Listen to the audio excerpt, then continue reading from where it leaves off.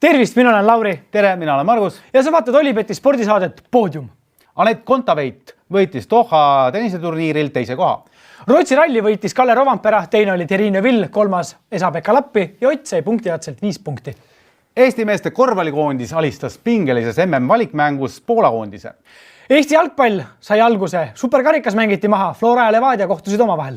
Euroopas mängiti meistrite liiga esimese vooru viimased kohtumised, Euroopa liiga korduskohtumised ja loositi välja Euroopa liiga järgmise vooru vastased.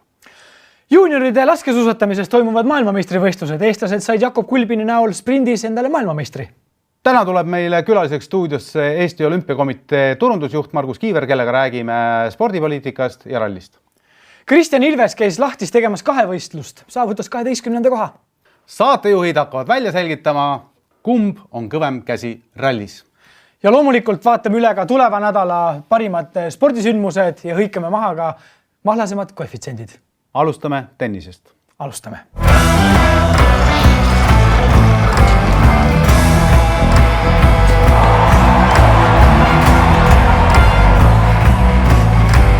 Dohas peeti naiste VTA 1000 tenniseturniir. Kohal oli ka meie esireket Anett Kontaveit, kes jõudis imelise mänguga finaali, kuid finaalis kahjuks pidi vastu võtma kaotuse. Käime kiirelt üle Anetti teekonna finaali. Ja esimeses ringis, mis siis tegelikult oli juba teine ring, sest esimese ringi Anett jättis vahele loomulikult. Bossid saavad sükestesse endale lubada lihtsalt. Jah, olles tulnud äsja siis Piiteri turniirilt. Aga Anna Vonjuh oli siis esimene vastane horvaatlanna, kelle ta alistas 6-2, 6-3. Väga kirge mäng oli. Mis oli täiesti kindel võit, siin ei olnud nagu mitte midagi. Jah, see oli nagu selline kerge mäng, ütleme. Et 8. finaalis siis Anettile tuli vastu Mertens, kelle ta tegelikult ütleme ausalt nagu alistas ka üsna kindlalt, aga mingi anomaalia tuli sisse seal. 0-6. 6-0, või 0-6. Et see oli kummaline, aga sellest tuli välja ja järgmine set 6-2 ja võit käes. Esimene tuli 6-3 ja veerand finaali edasi. Jebur tuli vastu seal talle ja Jebur ja jällegi kindel võit 6-4, 6-1. Käed puhtaks ja ütleme, see esimene set võib-olla natukene olid sellised märgid õhus, et seal on ikkagi nagu juba vähe tugevam vastane, aga murdis ära. Murdis ja murdis ta nagu ka vaimselt, nii et sealt jällegi puhas võit, selge. Ja Ostapenko tuli poolfinaalis vastu 6-1, 6-4 ja Anetil jälle võit. Turniiri võit on juba justkui käes. Jah, numbrite järgi võiks ju vaadata ja öelda, et see Ostapenkost nagu sõideti ikkagi ka jälle teerulliga üle. Aga tegelikult mängupilt oli ikkagi selline päris võitluslik ja päris võrdne kohati. Ütleme jah, et Anett lõi need pikad pallid ära ja tal nagu ikkagi kukkusid joone peale ja kõik, et tal nagu on seda täpsust nagu rohkem ja jõudu ka. Ja ka finaalis ei kukkunud mitte midagi sisse, kõik kukkus välja üle ääre ja see iga Sviateki vastu finaal 2-6, 6-0 totaalne lagunemine. Oli näha ka Anetti ju platsil pisaratega võitlemas, pärast mängu tulid ka pisarad välja. Ega sellises olukorras vist ei ole kõige lihtsam maailmatasemel tipptennist mängida. Selge, et ta võitma seda turniiri läks. Muidugi alguses peale esimest mängu ta ütles kohe, et on nagu sisehallist tulla nagu õue mängima. Tuul segab. Tuul segab, reaalselt ei saanud servida, pallid liikusid ära. Ja oligi keeruline, aga vaimselt oli ta valmis seda turniiri võitma, selleks ta oli siis esimene VTA 1000 olnud. Suurte tüdrukute turniir siis. Ja olgem ausalt, see ei olnud ka nagu ikkagi, Sviatek on ikka vähe teine vastane. Sviatek on suurte mängude. Ta oli jube terav. Ta oli nagu see löögikiirus ja see teravus oli ikkagi nagu võrreldes nagu eelnevate mängudega siin Ostapenko ja asjadega see. Ta tundus värskem. Ta oli kiire ja noor ja jube nagu südikas. Ta on 20 aastane alles ja ta ikka lammutas selle Anetikat täiesti. Loputas ta ka lihtsalt nagu ühest nurgast teise ja vaatamata selle, et see ranking on nagu seal paar kohta madalam. Pole jõudnud tõusta veel. Ta pole lihtsalt jõudnud, aga ikkagi Prantsuse lahtiste võitja. Et see on nagu suur asi. See on märk sellest, et sportlasel on, et ta on võitja. Et sa näed, et ta võib nagu teha. Üks asi, millest ma tahtsin kiiresti rääkida, ongi see just see naiste tennise puhul just see selline esi 20 vahe on nii väike. nad on tegelikult kõik võimelised konkureerima omavahel üksteist võitma, sest meeste tennis, eks ole, lüüakse neid ässasid ja nii-öelda servi game väga ära ei anta, siis naiste tennis vastupidi. Murre otsa. Täpselt. Ja mis tõttu võib-olla ongi huvitavam ja tegelikult praegu naiste tennis maailmas on põnevam kui meeste tennis. Vot, aga sellised uudised siis Aneti vallast ja hoiame talle pöialt, et oma muredele lahenduse saaks ja järgmistel turniiridel meid jälle saaks rõõmustada ja üllatada. Eesti-Poola vastasseis jätkus ka korvpalliväljakul, kui siit tujuvalt Aneti ja Sviateki mängust edasi minna.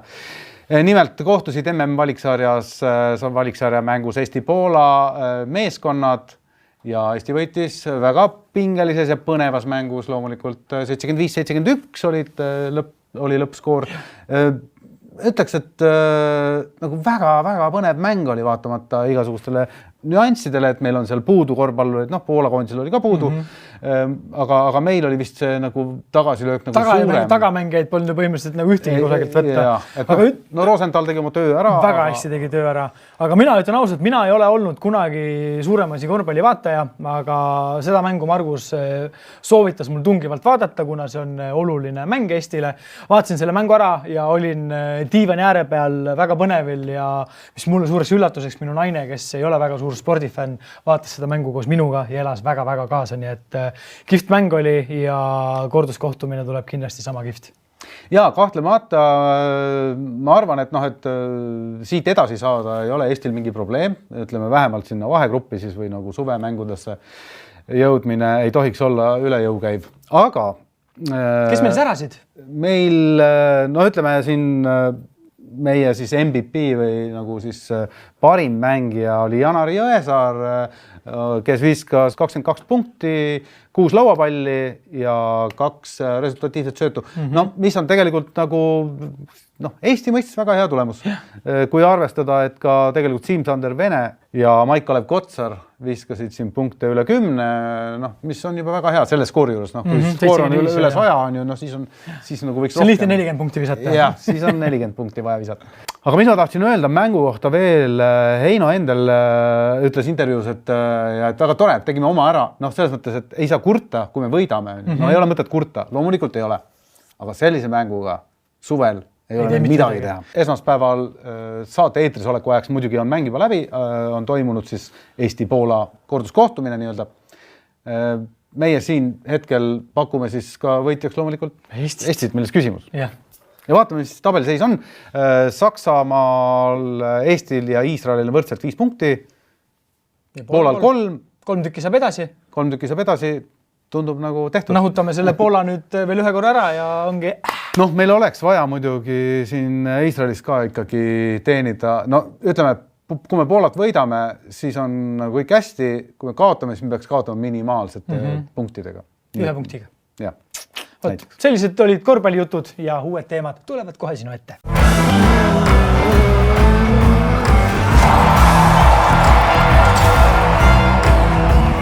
Venemaa sport rahvusvahelises plaanis on nii-öelda turmtule all.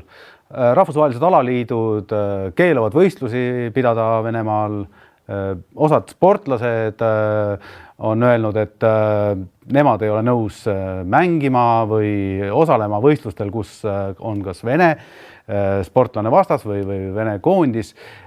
Igal juhul siin Norra, Rootsi on välja öelnud, et nemad ei ole nõus, et Venemaal toimuvad mõned võistlused ja samuti on öelnud FIFA, et Venemaa koondis ei saa võistelda oma lipu all ega oma hümniga nii-öelda saata sportlasi väljakule. Aga tere tulemast stuudiosse Eesti Olümpiakomitee turundusjuht Margus Kiiver.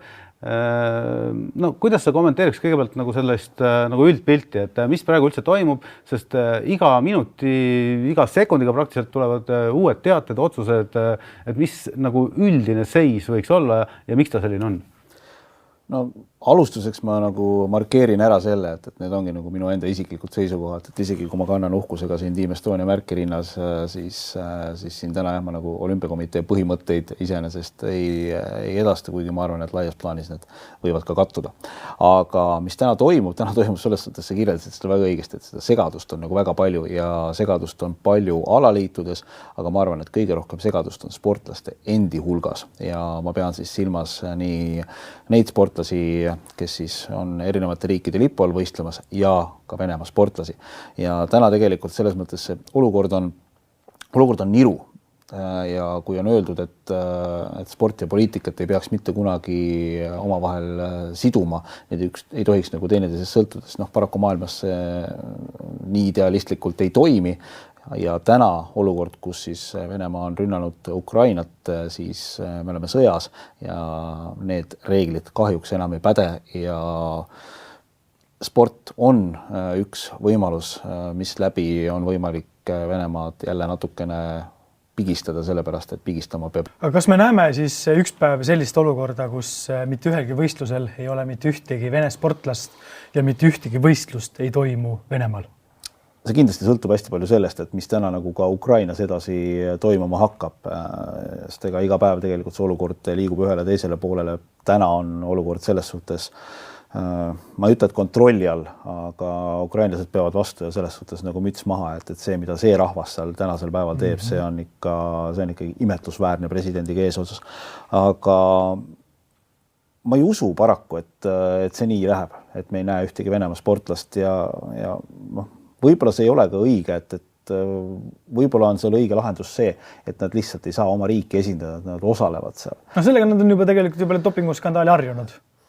Jah, et seda küll jah, aga see on täna olnud siis olümpiamängud maailmameistrivõistlused, sellised asjad, et see nagu laieneb nagu igale poole mujale ka. Kas üldse Venemaa sportlaste osalemine peatada? Ma arvan, et hetkel see võiks isegi üks selline meetod olla. See võiks ju tegelikult ajada ju Vene rahva, lihtrahva, siis spordifänni tagajalgadele ja kogu selle situatsiooni vastu, et ja see on üks selline asi, et nagu siin ka Olav Osolin kirjutas Facebookis, et kui Vene inimestelt siin Türgi reisid ja iPhone'ide ostmise võimalused ära võtta, siis see ka pigistab niimoodi pooleldi naljaga öeldes.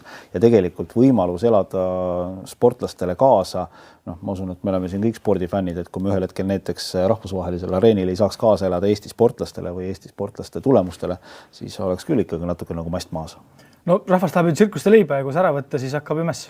Ja iseasi loomulikult on ka see, et millele siin ka Margus enne viitas, et rahvusvaheliste suurvõistluste toimumine Venemaal, see on absoluutselt praegusel hetkel, see ei ole mõeldav. Et see peaks olema nagu, see selge sanktsioon. Venemaal näiteks neid samu võrkpalli tiitlivõistlusi Peterburis ma ei kujuta ette ja ma loodan, et seal nagu rahvusvaheline võrkpalliliit võtab ka aru pähe ja ma tean, et ka Hanno Pevkur siit poolt oma need protestikirjad on saatnud ja tal ikka kõrges mängus ma arvan, et sõnaõigust on. Jah, sest teiselt poolt ju okei, et isegi kui läbi mingisuguse ime see korraldusõigus neile jääb ja nad selle üritavad ka läbi viia, kes siis sinna kohale läheb? No jah, see on omaette küsimus, aga ma arvan, et siin mingil hetkel ikkagi tegelikult nagu mõistus tuleb koju tagasi. Aga praeguseks on siis ära võetud juba ju meistrite liiga finaal Peterburist. Jutud käivad 100% pead ei anna, aga F1 etapp jääb ära, kui isegi see on juba FIA on juba kinnitanud ka rahvusvaheline autoliit, et septembris alguses nad ütlesid, et nad monitoorivad olukorda.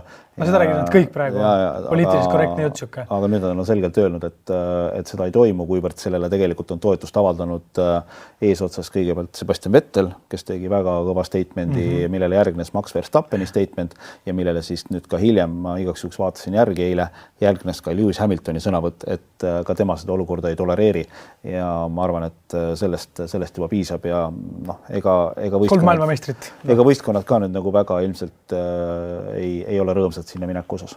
Aga ütleme Vormel 1-st korraks veel põigates, siis Haas on ju päris nutuses olukorras, et nende suur sponsor on Venemaalt Uralkali ja auto on Venemaa lipu värvides, et seal võib ju päris kõva konflikt tulla, pluss veel see, et Haas ise on ju USA meeskond. Ja, seal on neid konfliktikohti väga palju ja ma arvan, et sellel nädalal saame me vastuse küsimusele, kas me näeme Venemaa sõitjat siis vormel 1 sõitmas aastal 2022 või mitte, kuivõrd tõsi ta on, et Nikita Mazepini isa Dmitri Mazepin kuulub president Putini lähikondsete hulka, ehk siis nende oligarhide hulka oma Uralchem vist on selle ettevõtte nimi, Uralkali kaubamärgiga täpselt väetisi toodavad. Et jah, need lipuvärvid või täpsemalt öeldes nagu siis Haas eelmisel aastal deklareeris, et need ei ole lipuvärvid, need on meie meeskonna värvid, siis need seal kisti juba maha ja siin oligi nädalavahetusel Barcelona testide viimasel päeval oli näha, kuidas siis oli autovalge ja mitte ainult auto, vaid ka motorhoomidelt, siis poisid seal pahtilabidetega lükkasid neid kleebiseid maha, et Haas läks siis valge autoga ainult Haasi kirjadega ja sama lugu on Gazpromiga, et mis nüüd sellega teha, et ta on esiteks on ta Euroopa liiga meistrite liiga sponsor, suur sponsor, Salke sponsor ja siis tal on veel vist, ta on ka Peterburis ja Niidis, seal muidugi ei mängi rolli, aga ja selles mõttes sa võid ikkagi öelda, et evil genius, et siin on ikkagi, see on ikkagi suur mäng ja seda mängu on mängitud päris kaua, et see, et need oma harud igale poole laiale ajada spordis, see ei ole nagu selline väga juhuslik, et kui me räägime, et seda teeb ikkagi riiklik gaasikompanii Gazprom, see ongi nagu see, et me nagu paneme teid sõltuma endast, mitte ainult selles mõttes, et kas meil kolmel siin on tuba soe või mitte, vaid ka selles mõttes, et kas kusagil mingisugused mängud toimuvad, kas meistrite liiga saab laiata rahaga ja lõppkokkuvõttes ongi nagu see, et okei, me võtame siis selle raha ära, et vaadake ise, kuidas hakkama saate, aga ma arvan, et see raha täna on Euroopas olemas ja küll sinna ka asendused leitakse. Ja kui me nüüd nagu vaatame turunduslikust aspektist, siis täna näiteks Gazpromi asemele tulla ja nii-öelda nagu päästa see meistrite liiga ära, see on magus. See on magus. Et kõik vaatavad ja ütlevad, et näed, et see ettevõte tuli ja päästis meid olukorrast välja, et meistrite liiga saab kenasti lõpuni minna, meil polegi Gazpromi vaja. Nii, aga nüüd, kuna meie saateaeg pole kummist, siis lähme järgmise teema juurde, milleks on nädalavahetusel lõppenud Rootsi ralli, loomulikult, mille võitis Kalle Rovanpera, teiseks tuli Thierry Neuville ja kolmandaks üllatus, Esa-Pekka Lappi. Kui suur üllatus ta tegelikult ikka on, et Esa-Pekka, mul on Esa-Pekka üle mega hea meel, et peale seda tühja hooaega, mis teil eelmine hooaeg oli, nüüd ta tuli ja põhimõtteliselt naaberriigis võttis endale poodium ära, et mul alati väga sümpaatne vend olnud ja väga-väga kihvt oli näha tema seda laia naeratust ja rõõmu. Ma arvan, et tegelikult arvestades seda, et mis meeskonnast ta peale tuli ja kuivõrd suur oli tema selline sõidunälg ja kui me võtame seda, et eelmisel aastal ta tegi tegelikult siis ühe stardi nii-öelda suure autoga Soome MM-rallil ja sõitis ülejäänud võistlused seal kaasa R5 autoga ja tänased nüüd siis uue nimega Rally 1 autod on pigem liikunud oma tehniliste lahenduste poole pealt R5 autode poole tagasi. Et siis ta ise ütles ka, et see on, kui me Esa-Pekka Lappist räägime, et tema jaoks on see pigem on hea. Et tal ei ole nagu sellist nagu tohutut õppimist, et see keskdiferentsiaalid, kõik muud jutud, et ma juba tean, kuidas see asi toimib.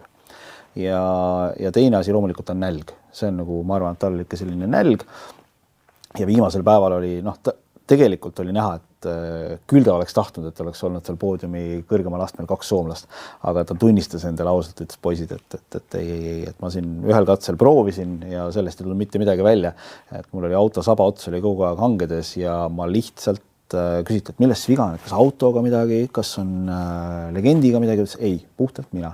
Ma ei saa anda 100%, ma annan 95%, sellepärast, et kui ma selle 5% juurde panen, siis ma lõpetan hanges. Ja neid hangeminekuid me nägime nädalavahetusel päris mitmed. Alguses peale kohe. Priin, eks ole, ja siis... Evans pani ka seal lõpus väikse sabaga ikka ju.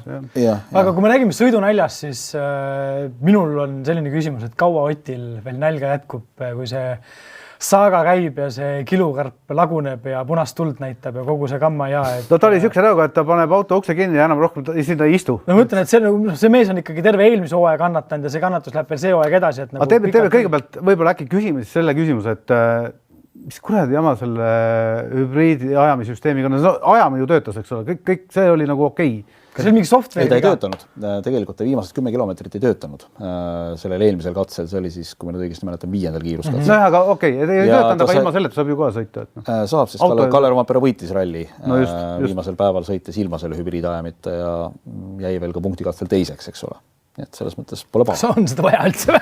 Ei, selles ei, teda selles mõttes on okei, kui me ta üldse ära võtame, siis on lihtne, et siis nagu jõudude vahekord taastub, sest täna on nagu nii, et kui see hübriidsüsteem seal on, akud, kõik muud jutud, elektrimootorid, mille kaal on siin erinevatel hinnangutel 80–100 kilo ja kui see ei tööta, siis sul istub lihtsalt üks selline heas vormis mees tagaistmel seal puuri vahel ja sööb krõpsu, mitte midagi ei tee. See on nagu ballast, mida sa kaasa tassid ja see on nagu vastikballast, sellepärast et nagu ka Kalle Rompere ütles, et see hakkab tööle siis, või ütleme nii, et see töötaks tema kasuks siis, kuna Rootsis oli tõesti pikad sirged, et kui sa sellest mahapöördest tuled ja vajutad selle gaasi põhja, siis mingil hetkel on sul see lisapuust kuni 130 hobujõudu ja siis sa nagu lähed.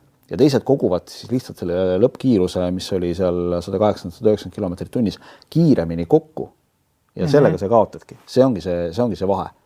Ja mis nüüd siis seal Tänakul juhtus, siis nii palju, kui ma olen aru saanud, ta sai selle paugu kirja, lõi selle punaseks ja see punaseks löömine tähendab erinevaid asju, et muuhulgas ka seda, et näiteks kui see punane tuli seal põleb, siis ma pealtvaatajatele ei soovitaks ka igaks juhuks käsi sinna auto külge panna. Ehk et võib tekkida see, et kuskil mingisugune juhe läheb keresse, kere läheb pinge alla ja siis abistamise asemel võib-olla heal juhul saad kõrbend käed, kehvemal juhul võib-olla oli viimane ralli, mida käisid vaatamas.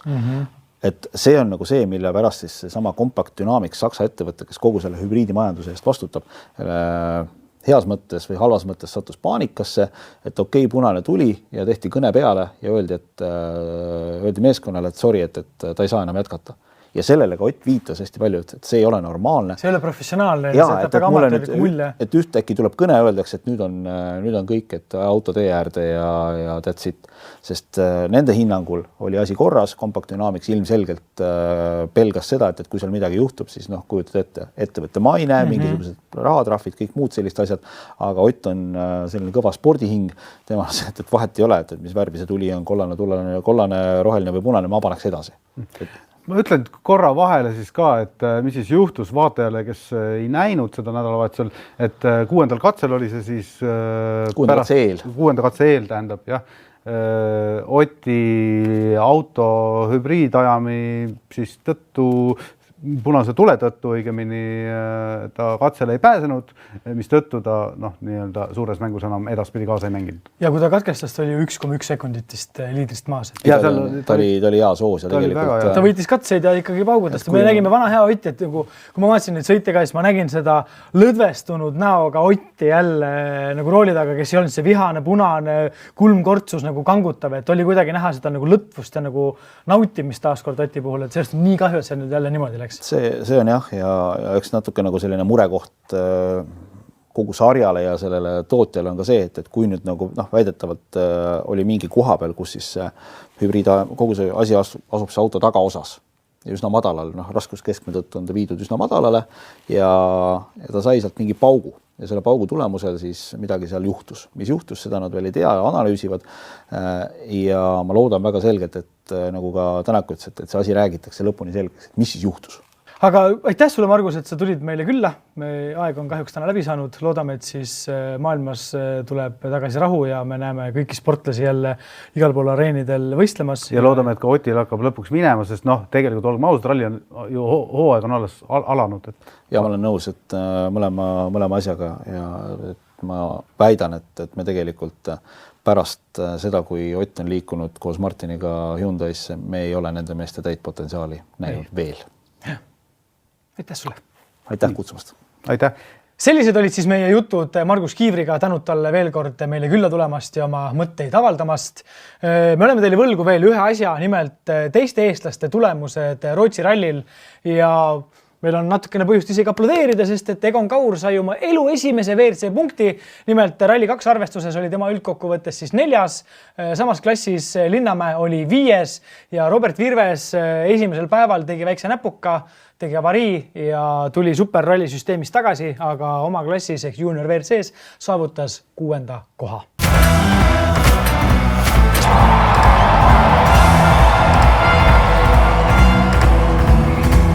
Lahtis peeti kahevõistluse MK-etapp. Kohal oli ka loomulikult meie suurkuju Kristjan Ilves, ronis torni, hüppas alla ja läks ka pärast suusarajale. Kuidas tal läks?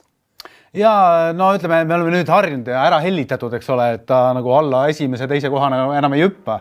Seekord siis 11. koht hüppemäel ja murdmaal siis tegelikult hoidis oma kohta põhimõtteliselt, sõits hästi. Seda juhtub tal harva. Ütleb, et no nüüd tal on see ikkagi murdmaa vorm juba nii hea, et me juba ootame, et norrakad on tal tehnika paika pannud, seda intervjuudes nagu räägiti, et norrakad on tal tehnika paika pannud ja mees ei rapsi selge märg otsaesine leevendamas tühja rajale, vaid ta teeb tööd nii, et ta liigub ka edasi. Ma arvan, et see on päevade küsimus või kui mitte tundide, kui Ilves on taaskord poodiumil. Ja seal me teda ka kindlasti näeme tulevikus. Ja nüüd see nädal nad juba ju võistlevad Ilvese koduriigis Norras.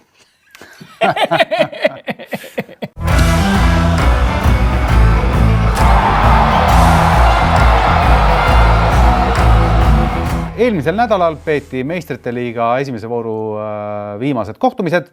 Kokku said siis Chelsea mängis Lilliga, Villarreal Juventusega, Atletico Madrid, Manchester Unitediga, Benfica Ajaxiga ja ütleme suures osas jäidki mängud, olid üsna võrdsed mängud. Chelsea küll võitis 2-0, teised mängud jäid viiki, Villarreal 1-1, Atletico Madrid 1-1 ja Benfica Ajax 2-2. Lähme kõigepealt esimese mängu juurde, mis oli Chelsea Lill. Sina vaatasid ka seda mängu, kuidas sa kommenteerid? Muidugi vaatasin seda mängu, väga põnev mäng oli, väga kihvt mäng oli. Skoor võib-olla seda nii palju ei väljenda, kui kihvt mäng oli, aga mäng hakkas pihta kohe megatormiliselt. Kai Havertzil oli 10 minutiga 3 suurepärast võimalust, millest ta siis ühega ära lõi. Ja siis rahunes maha nagu? See mäng rahunes maha, ausalt öeldes tõesti rahunes maha ja isegi võiks öelda, et nagu suusakeeles, et Chelsea kangestus, et jäi nagu kuidagi nagu kont äkki kõhtu ja seda loovust ja seda kiirust enam ei olnud, aga ilmselt nende plaan oligi kiirelt peale, üks ära, saab surve maha ja siis saab tiksutama hakata ja see töötas ja mis oli Lillil võib-olla probleem oli siis see, et see vana hea, nagu laskesuusas on see viimane 5. märk, on jalkas see viimane sööt. Et Lill ei saanud seda viimast söötu terve mängu jooksul värava ette pandud, et saaksid lüüa värava. Aga võib-olla kelle ma Lilli poole pealt välja tooksin, on kunagine Portugali imelaps, kes on läbinud korraliku Kolgata tee ja temaks on Renato Sanchez. Et ütleme, mis on nagu Renato Sanchez'e võib-olla nagu õnnistus ja nagu nuhtlus on see, et ta on nii hea mitmes aspektis, ehk siis ta käib, tassib palli alt üles ja ta liigub hästi palju väljakul ja siis võib-olla nendel hetkedel, kus teda tegelikult oleks ründes vaja, et ta nagu hakkaks nagu peale lööma, siis teda ei ole seal. Et ta nagu tegeleb nagu palli ette toomisega rohkem kui väravate löömisega. Ta on kiire, ta on osav, aga ta ei lähe 4 mehest läbi. Seda küll.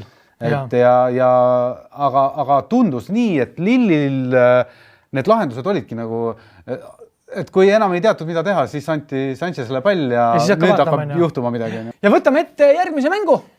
Ja järgmises mänguks on Villarreal Juventus, mis toimus La Ceramica staadionil Villarrealis teisipäeval. Ja mäng oli põnev. Tegelikult mäng algas nii, et Vlahovic sisuliselt lõi esimesel minutil värava.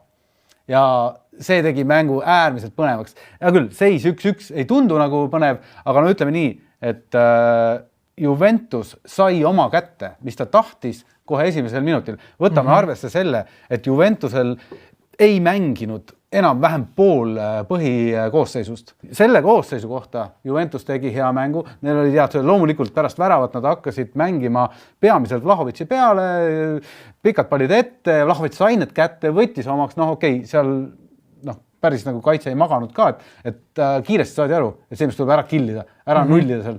Villarreali kaitse põhimõtteliselt 2 käsi võtsid teda ja ega tal nagu väga palju pärast enam palliga mängida ei lastudki.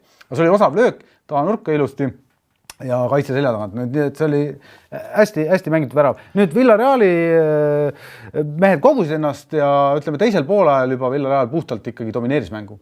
Ja lõid ka värava vastu ja 1-1 oli tulemus ja põnevust jätkub teiseks vooruks. Aga kuidas Atletico Mänu, kuidas nemad omavahel tõterdasid? Seis jäi 1-1, mängiti Madridis, värava lõi Joao Felix ja Elanga.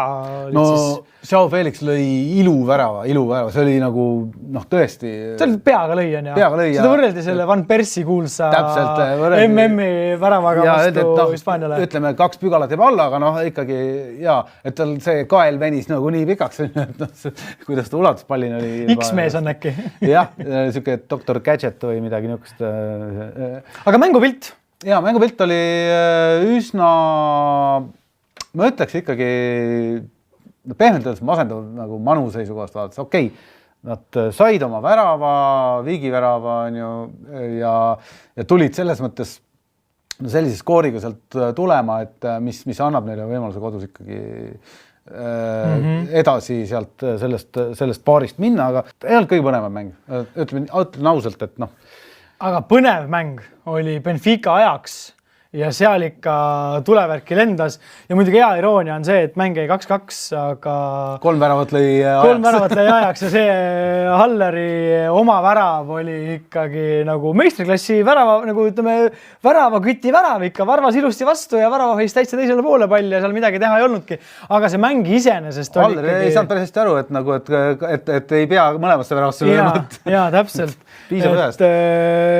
Tadic tegi jällegi väga hea esituse.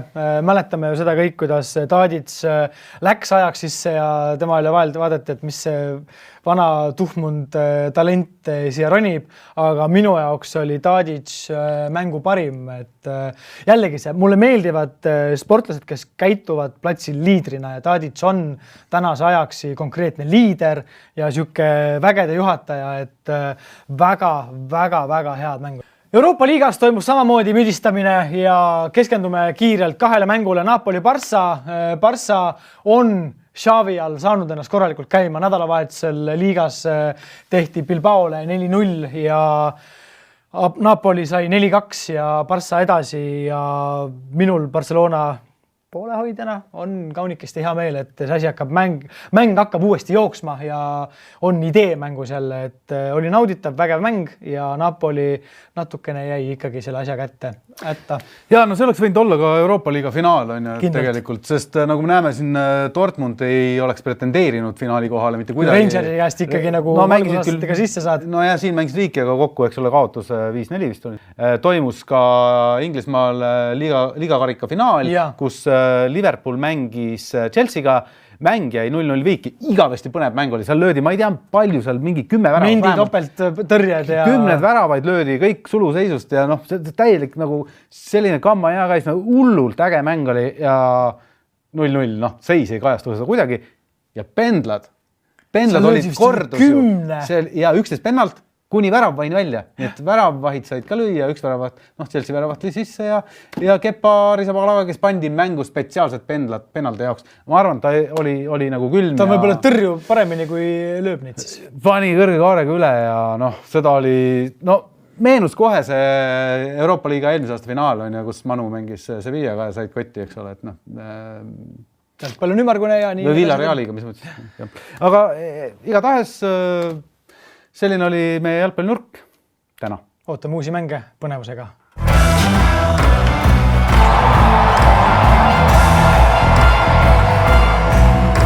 Nüüd on aeg välja valida nädala tegija, nädala kukkuja ja nädala jalgpallur. Nädala tegijaks seekord on meil Eesti korvpallikoondise tegija Kotsar.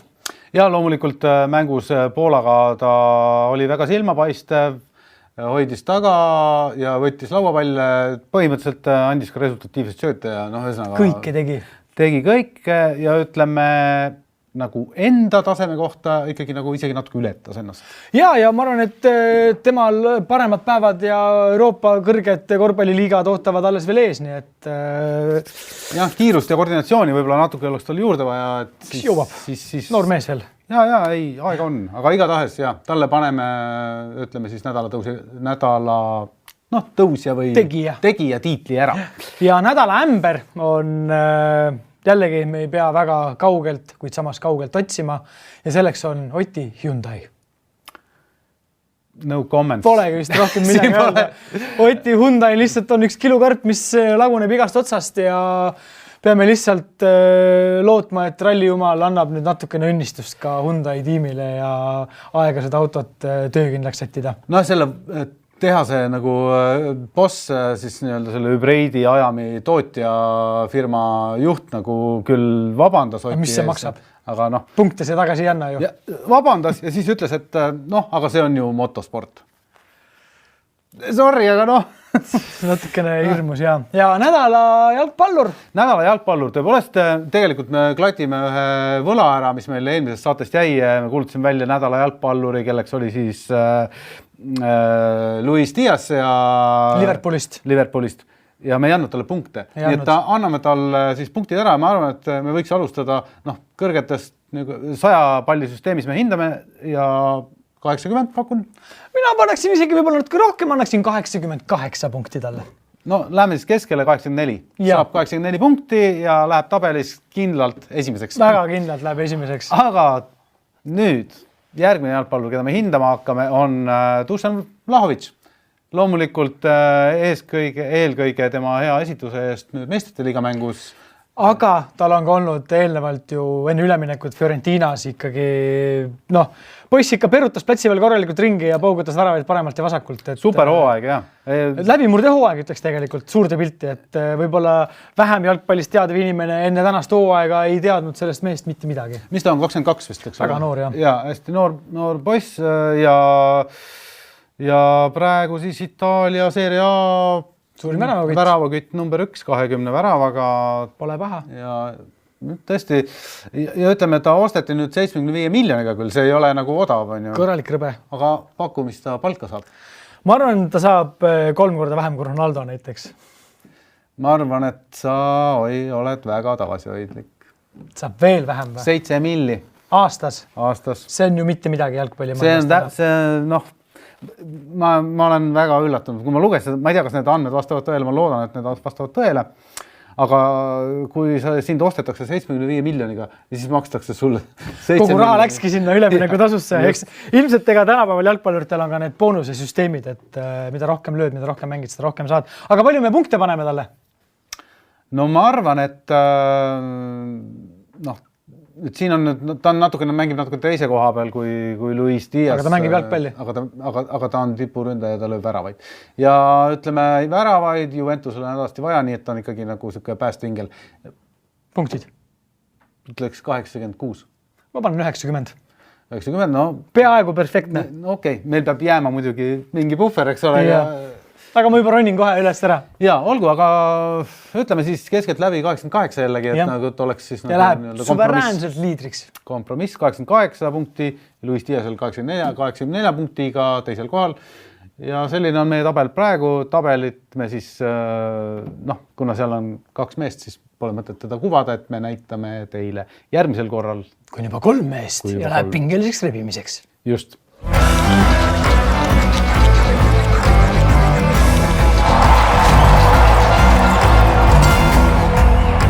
Eelmine nädal tegi Margus mulle olümpia viktoriini. Ma mõtlesin talle seekord teha ralli viktoriini, aga ma leidsin juhuslikult, et mul kodus on olemas WRC 10 rallimäng ja ma mõtlesin, et ma võtan selle kaasa ja hakkame Margusega koos siis sõitma Rootsi rallil ühte katset ja vaatame, kumb meist tuleb välja võitjana. Jah, kehastume siis e-sportlasteks ja ma pean ütlema, et see on mul esimene kord, nii et ära hädalda. Ma kavatsen teda siiski üllatada.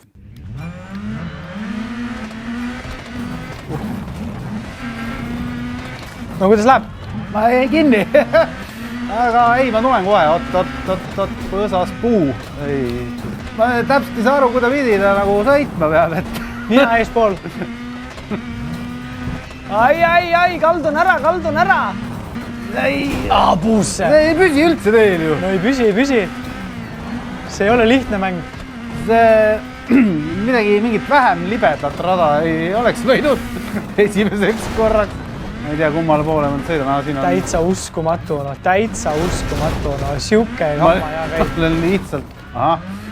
Maailmarekord selle rajal on kusagil 2.42. Ma ei saa üldse aru, kuidas ma saan nagu gaasi anda, kui ta on... Sa pidurdad ka või? Mina või? Aga siin on nagu niimoodi, et kurvi ette, eks ole, tuleb pidurdada. Siis tuleb külge sisse minna. parem ei pööra üldse ja tagurdame. Aitäh! Mul oleks väga näha, kuidas sa sõidad, aga mul on lihtsalt valge kõik ees. Kahjuks ma olen ise lihtsalt nii ametis enda sõitmisega. Ja nüüd ma olen kinni.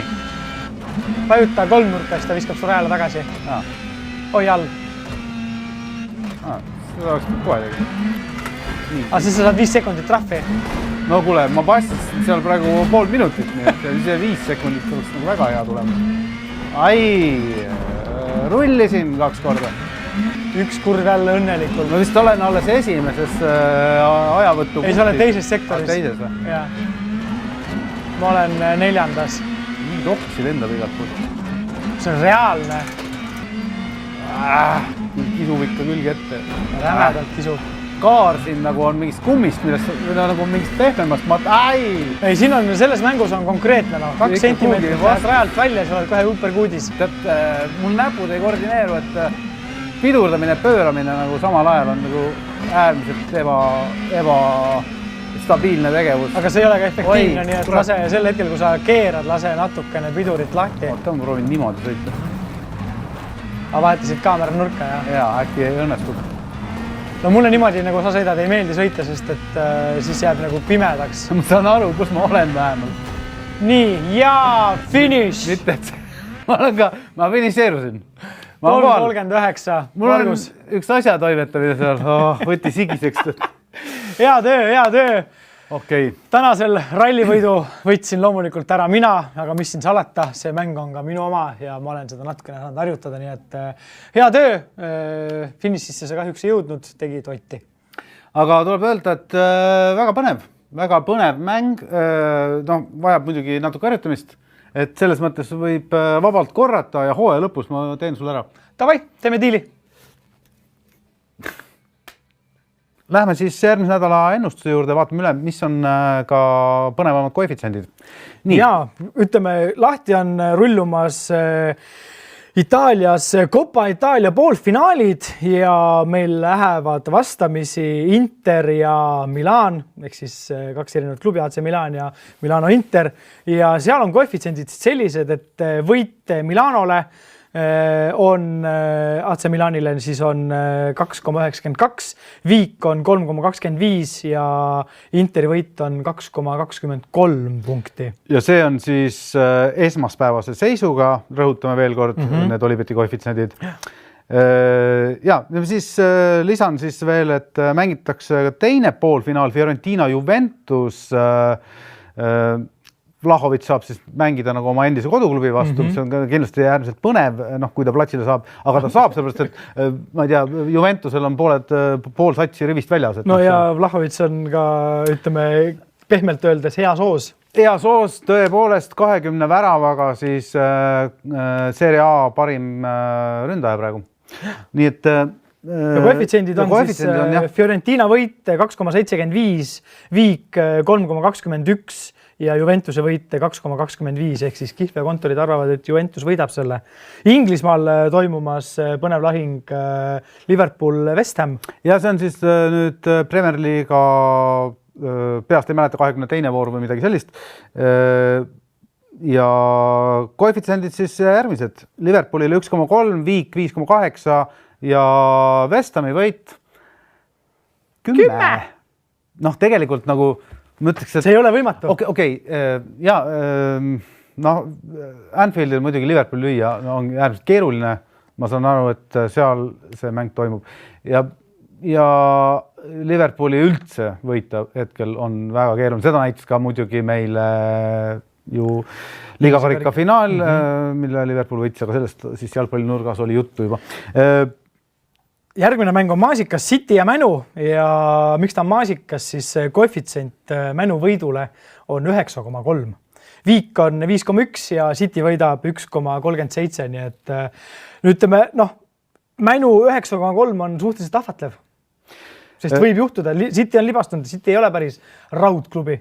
Ja City on libastunud, aga ma praegu lihtsalt ei näe seda võimalust, kust Manu selle relva välja, ütleme, siin peab olema hea päev ja jalgpalli jumal nagu City vastu, mida on juhtunud, selles mõttes, et palju on ümmargune. ma arvan, et see on võib-olla ka niisugune mäng, mida võiks me ise ennustada äkki või? No mina arvan, et City Manu, seal tuleb niisugune tuim 3-0 Cityle. Jah. Ma teen siis sellise julgema käigu ja ütlen 3-1 näiteks. Mänule või? Et jaa, ennustame sama võitu siis, aga ütleme skoori vahe siis, jah. Ja Napoli mängib AC Milaniga 6. märtsil ja taaskord niisugused päris mõnusad koefitsendid. Napoli võit 2,18, Viik 3,2 ja Milani võit 3,66. Siin 3,66 ei ole paha. No tegemist on siis Serie A edetabeli 2 esimese võistkonnaga, neil on võrdne arv punkte, 57 punkti, kui ma ei eksi, oli mõlemil. Ja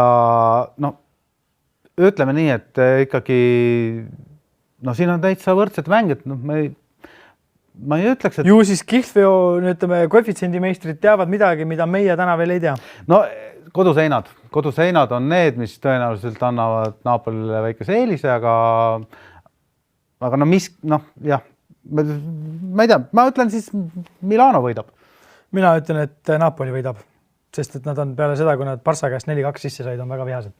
Ja tahavad midagigi võita. Tõsi. Ja selliste ootuste ja selliste lootustega me läheme siis vastu järgmisele nädalale. Mina olen Lauri, minu kõrval on Margus. Aitäh, et sa meid vaatasid ja kohtume teiega juba järgmisel nädalal uues saates, kus on need teemad arutusel, mis me just läbi käisime kirjalt. Kohtumiseni. Kõik on võimalik. Olivett.